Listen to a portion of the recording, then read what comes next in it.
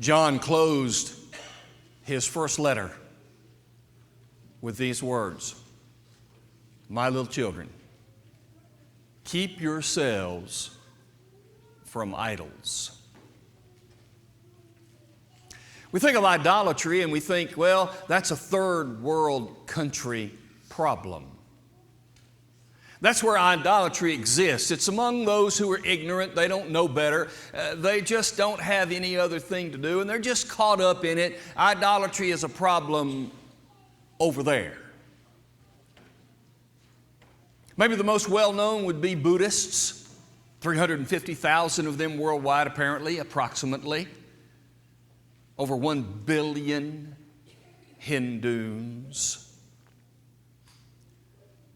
Went to Guyana a couple of times with my dad for some mission work. Went with Jason Comfort once. We go into Georgetown, and in that urban area, as you ride around, it is obvious that they are caught up in idolatry. It seems like every home has some kind of idol or statue or place to honor idol gods in the Hindu religion. I admit it's odd looking. Because we drive down the streets of our cities and our subdivisions, and we really don't see that. In fact, when you do, it feels really weird, doesn't it? When you see one house like that, or you go into a business that might be owned by someone who has those beliefs, and you feel like this is really out of place, and yet down there, it's just very common. But idolatry is not just a problem in third world countries. Go to the next slide, and when you see the first one of these, this is what we think about with idolatry, right? We think of these images, these statues, these things that people might stand up and fall down and worship, and we think, that's idolatry. That's in the third world countries. We don't have idolatry here. We might not have that here. But we have idolatry. Just flip through the other ones. And let me ask you, as you see all of these come up, do we have a problem with idolatry in these United States? Do we have a problem with idolatry in the hearts of those of us who are gathered here? Or maybe those tuned in and watching live? My little children, keep yourselves from idols. The genesis for this lesson is that passage in Romans chapter 2. Let's go there for a moment and notice a couple of things. You might turn there. If you have your Bible, just quickly look at chapters 1 and 2. Let me summarize for you at least the opening of the book of Romans. Paul wrote Romans chapter 1, and he accused people, Gentiles, who knew God. They saw Him in nature. They understood that God was real, that He exists. And yet what they did was they made images and bowed down to them rather than worshiping the God of heaven as He is. And he accused them of being sinners and being wrong. And in this Roman church, where Jews and Gentiles assembled together in a place because humanity is like this, I can just see the Jewish Christians over here on the side going, yeah, Paul, you get them. You get them. Because idolatry is a part of their lives. Attaboy, Paul, nail them. And then Paul goes to chapter 2. And he says, you teach them one thing, do you not do the same thing? They didn't have a law from God. You did. You had a law, but you didn't keep it. What makes you better than them? And now you can see the Gentiles over here on the other corner. He got you too. Attaboy, Paul. Nail him to the floor. And then he wrote chapter 3. And he said, all have sinned and fall short of the glory of God. And then both groups have to stand back and say, okay, we get it. But I find it curious in chapter 2 and in verse 22. I don't know how many times I've read over that verse. But it occurred to me that he makes an interesting statement there. He said, you who abhor idols, do you rob temples? These Jewish Christians were well familiar with the opening of the Decalogue from Moses in Exodus chapter 20. When Moses went up on Mount Sinai to bring back the law from God, he went there after God from the mountain by his own voice said to all the people gathered around the mountain base, I am the Lord your God, brought you up out of the land of Egypt and out of the house of bondage. You shall have no other gods before me.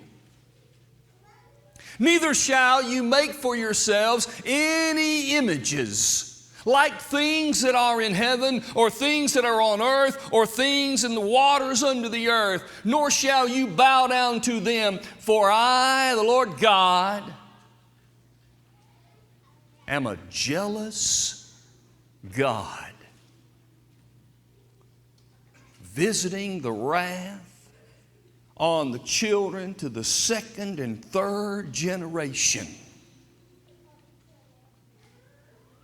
Those people heard those words from the mouth of God. And they knew that God did not want them to practice idolatry. On one occasion, as they were wandering in the wilderness, they came near the country of a foreign king. And he said, I don't want these people there. I got to overthrow them. You got to help me. And he called on this man Balaam, who was known to be a prophet. And he said, you come and curse these people. 3 times God told Balaam, no, you're not going. But when he finally went, God 3 times had Balaam bless the people of God. And the king was highly distressed. Balaam really wanted to curse them because the king had offered a lot of money. But he knew that God would get him. In Numbers chapter 25, the Bible then speaks that later on in their history, a few years later, following this event, that the people of Moab convinced the people of God to participate with them in their idol worship of Baal Peor. And they got involved in idol practice, idolatry. God then moved Moses to lead the people of God that were faithful against the Moabites and to conquer them and to show God's anger by destroying them. And in chapter 31, chapter 25 is the first time, chapter 31, you find a list where the people of God killed the Moabites who had seduced them into idolatry. And in the list of those who were killed, you find the name of Balaam the prophet. He wouldn't curse them, But he went over to Moab and he said, I know how you can get them. Just do this. And he was killed. And from that time forward, throughout the heathen nations, they did not drive out of the promised land. Idolatry was a problem amongst the people of God. 23 times specifically in the old law, God made mention, do not worship idols. Throughout the Old Testament, we find specific idol gods mentioned. Ashtoreth, Baal, Baal Peor, Chemosh. There is Molech, the one you remember quite well, whose arms allowed children to be placed in them and then brought into the inside of the image where they were burned alive to this idol god. And people built places, high places and altars and groves in which to carry out these types of worship. They also worshiped heavenly bodies, a golden calf, trees. Some people and demons were worshiped. Idolatry seems to be the norm when you read through Old Testament literature.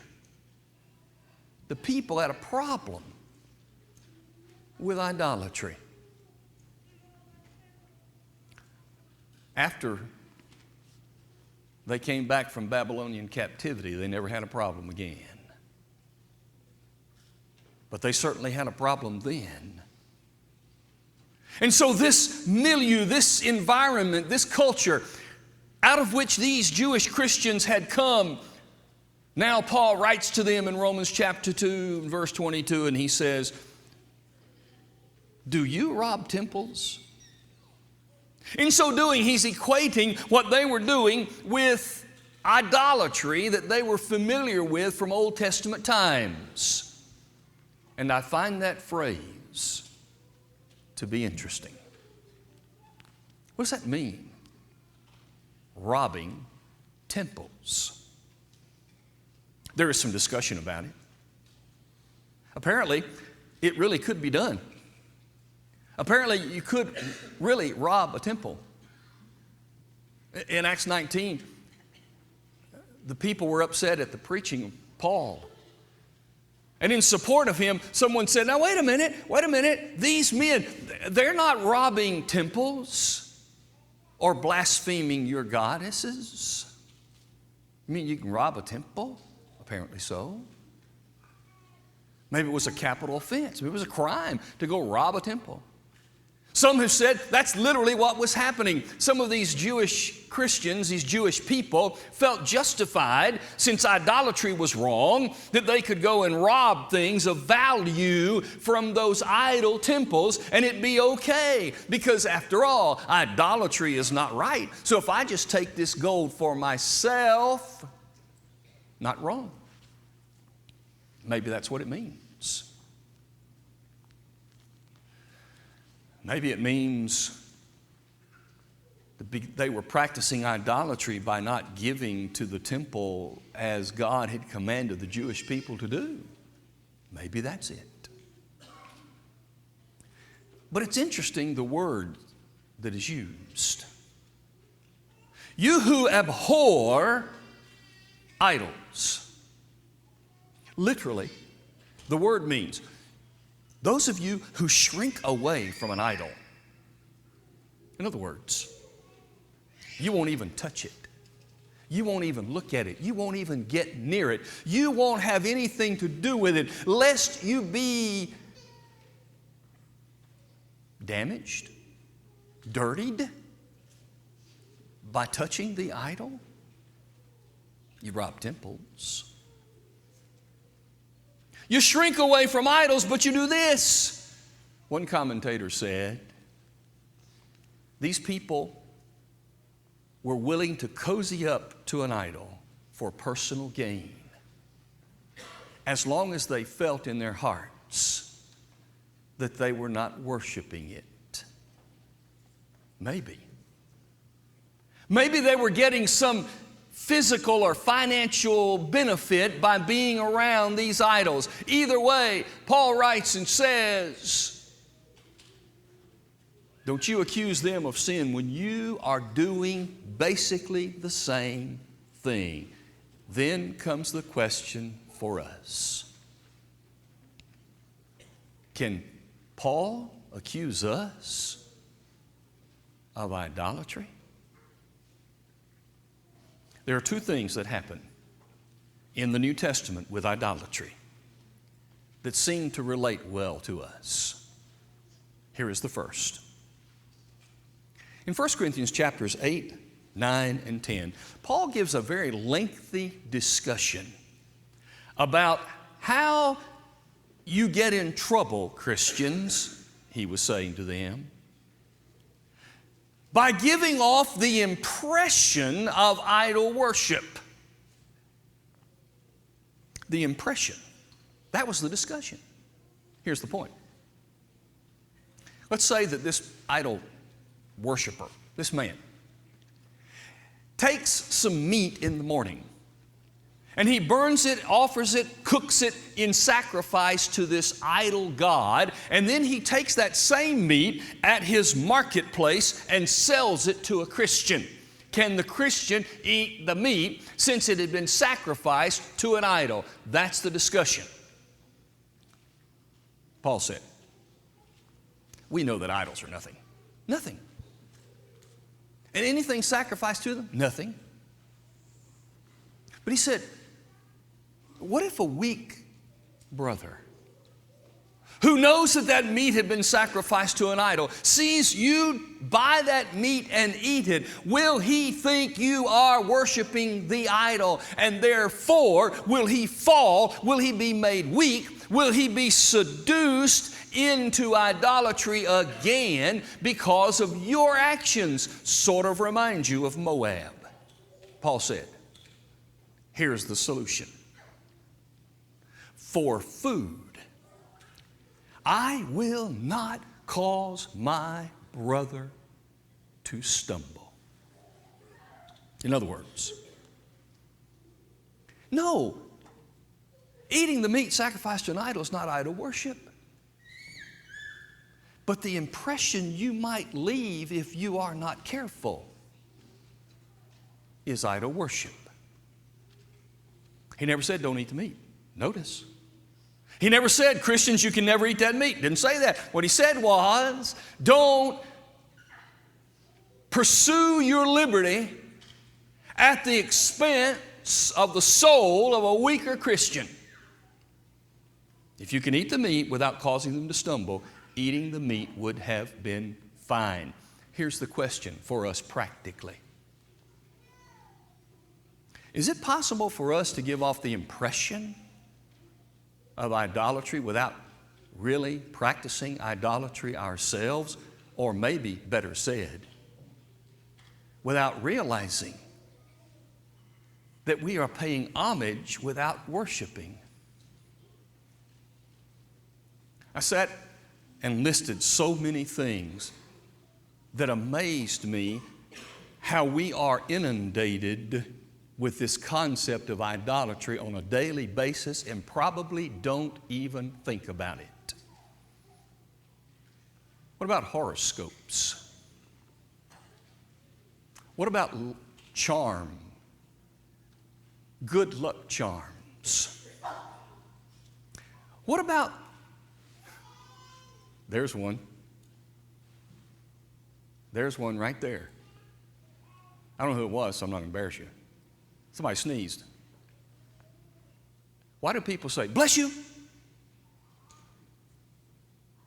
Because in colonial times, those people believed that when you sneeze, you create a vacuum in your life that demons can get in. So you say, bless you right quick, and it closes the door. Did you know that? I heard somebody sneeze. I just thought somebody surely said, bless you. I know back there around them, you thought it. But we don't even think about it. You ever go to the 13th floor of a hotel? Well, some hotels you can, because it goes from 12 to 14. Of course, they actually think there's no 13th floor. How ridiculous is that? I can count. I can start on the outside wall and count 13 windows, and they go, it's not 13, it's 14. I'm not following you.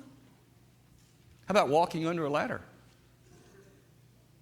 It grew out of an ancient practice that a ladder leaned up against a wall creates a deadly triangle.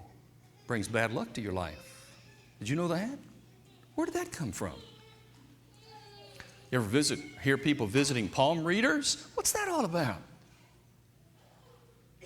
I often wonder, do they read the cuts that you put in your palm too? Does that change anything? You know the lifeline they talk about? You hear them talk about it? What if I put a cut right there? Does that mean I'm going to die early? I'm reading palms.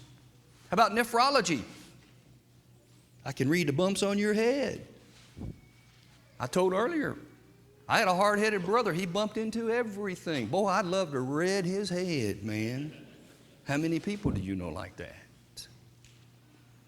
Think over and over and over of the way that idolatry is around us every moment of the day, and we don't even recognize it. And could it be that we get involved in some things and give homage to some things that actually are idolatry practices without even realizing it? What does Paul say? For food, I will not cause my brother to stumble.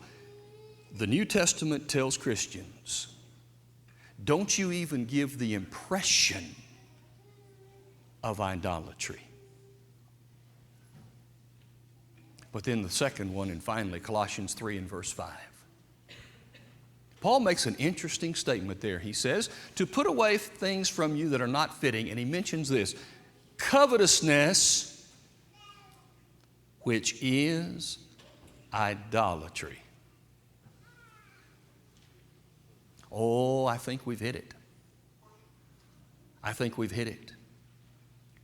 I think we've figured out now where we are. I think we now understand that we have made it. Do we practice idolatry when we are covetous? I tried to use an iPhone one time. I didn't like it. Just didn't like it. I really don't like it. I have a Windows phone. I love it. But there was all this hype recently about the new iPhone, whatever it is, 6. I don't know what it is. They come out so fast. I wonder, here's what I wonder, just as an aside. They come out so fast. I wonder if the upgrades are planned 10 years down the road, and they just choose which ones to do so they can always bring out a brand new phone that somebody will buy. Why not go ahead and give me all 10 of them right now and not make another phone for 10 years? You know why? Because 10 times more money we can make by just getting a new phone and new things. I think some of those things they already know. They just don't want them there because you're going to buy another iPhone. Idolatry. Idolatry. Covetousness. Covetousness. We are people who have to recognize that covetousness comes from the idea of having abundance in life rather than looking for the abundant life. Luke 12 and 15, a man's life does not consist in the abundance of the things he has. Jesus said, I came to give life and give it more abundantly.